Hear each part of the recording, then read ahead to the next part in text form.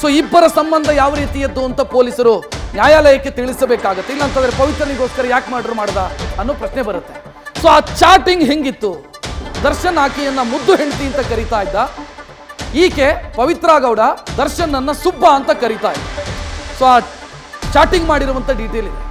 ಒಂದು ದಿನವೂ ಬಿಡದೆ ದರ್ಶನ್ ಆಕೆಗೆ ಗುಡ್ ಮಾರ್ನಿಂಗು ಅಂತ ಕಳಿಸ್ತಾ ಇದ್ದ. ಆಕೆ ಕೋಪ ಬಂದಾಗಲೆಲ್ಲ ಈತನನ್ನ ಬ್ಲಾಕ್ ಮಾಡ್ತಾ ಇದ್ದ. ಬ್ಲಾಕ್ ಮಾಡಿದ್ರು ಕೂಡ ಈತ ಗುಡ್ ಮಾರ್ನಿಂಗ್ ಅಂತ ಕಳೀತಾ ಇದ್ದ. ಪ್ರೀತಿಯ ಸುಬ್ಬ ಮುದ್ದು ಹೆಂಡತಿಯ ಚಾಟಿಂಗ್ ರಹಸ್ಯ ಚಾರ್ಜ್ ಶೀಟ್ ಅಲ್ಲಿ ರಿವೀಲ್ ಆಗಿದೆ. ಆ ಚಾಟಿಂಗ್ ನಲ್ಲಿ ಏನಿದೆ ನೋಡೋಣ. Miss you. Love you, ಮುದ್ದು ಹೆಂಡತಿ.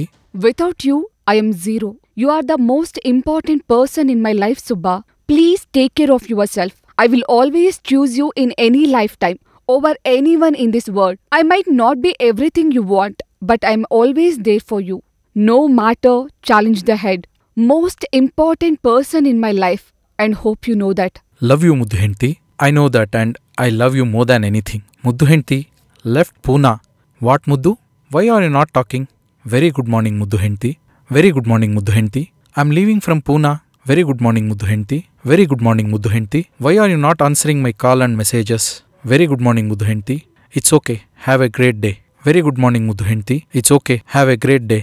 Very good morning, ಮುದ್ದು ಹೆಂಡತಿ. It's okay. Have a great day. Very good morning, ಮುದ್ದು ಹೆಂಡತಿ. Have a great day. Okay. Thanks, Pavitra. God bless you.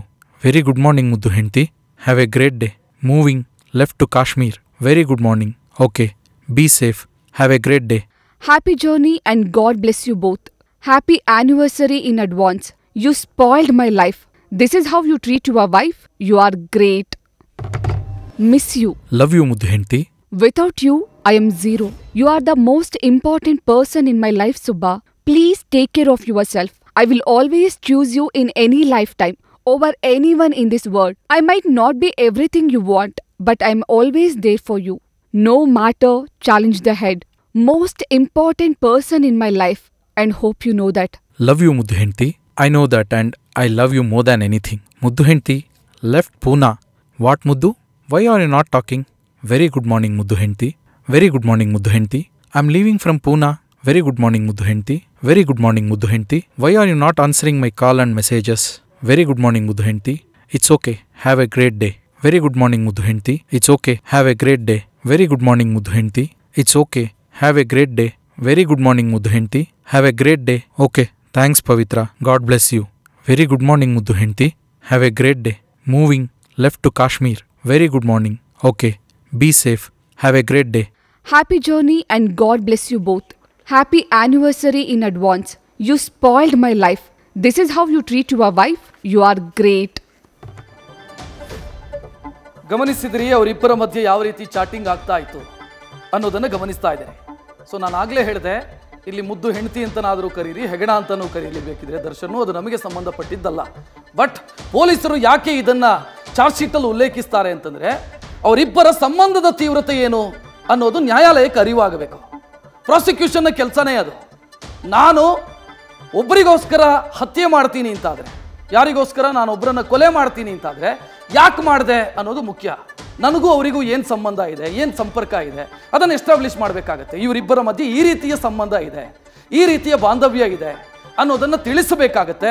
ಪೊಲೀಸರು ಆ ಕಾರಣಕ್ಕಾಗಿ ಅವರಿಬ್ಬರ ಚಾಟಿಂಗ್ ಹಿಸ್ಟರಿಯನ್ನು ತೆಗೆದು ಅದನ್ನು ಚಾರ್ಜ್ ಶೀಟಲ್ಲಿ ಇನ್ಕ್ಲೂಡ್ ಮಾಡಿಕೊಂಡಿದ್ದಾರೆ. ಇಲ್ಲಿ ಒಂದು ವಿಚಾರ ನೀವು ಗಮನಿಸಿರಬಹುದು, ಇವರಿಬ್ಬರು ಅಂದರೆ ವಿಜಯಲಕ್ಷ್ಮಿ ಮತ್ತು ದರ್ಶನ್ ಇವರಿಬ್ಬರು ಅವರ ಆ್ಯನಿವರ್ಸರಿಯನ್ನು ಸೆಲೆಬ್ರೇಟ್ ಮಾಡೋದಕ್ಕೆ ದುಬೈಗೆ ಹೋದರು ಅಂತ ಗೊತ್ತಾದಾಗ ಈಕೆ ಒಂದು ಮೆಸೇಜ್ ಕಳಿಸಿರೋದನ್ನು ಕೂಡ ನೋಡ್ತಾ ಇದ್ದೀರಿ. Happy journey, God bless you both, ಅಂದರೆ ನಿಮ್ಗೆ ಇಬ್ಬರಿಗೂ ಒಳ್ಳೇದಾಗಲಿ ಅಂತ ಕಳಿಸಿ ದರ್ಶನ್ ನಂಬರನ್ನು ಬ್ಲಾಕ್ ಮಾಡಿರೋದು. ಅಂದರೆ ಆಕೆಗೆ ಅಸಮಾಧಾನ ಇದೆ.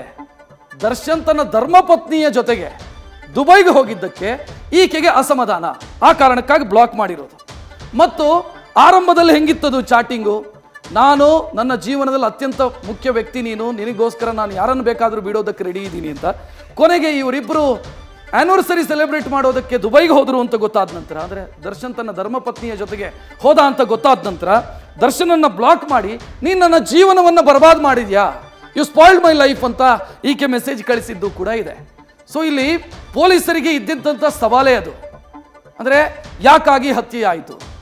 ಒಂದು, ತನ್ನ ಪ್ರೇಯಸಿಯನ್ನು ಮೆಚ್ಚಿಸೋದಕ್ಕೋಸ್ಕರ ಇದನ್ನ ದರ್ಶನ್ ಮಾಡಿದ್ದಾನೆ ಅಂದ್ರೆ ತನ್ನ ಪ್ರೇಯಸಿ ನನ್ನಿಂದ ಮುನಿಸಿಕೊಂಡಿದ್ದಾಳೆ.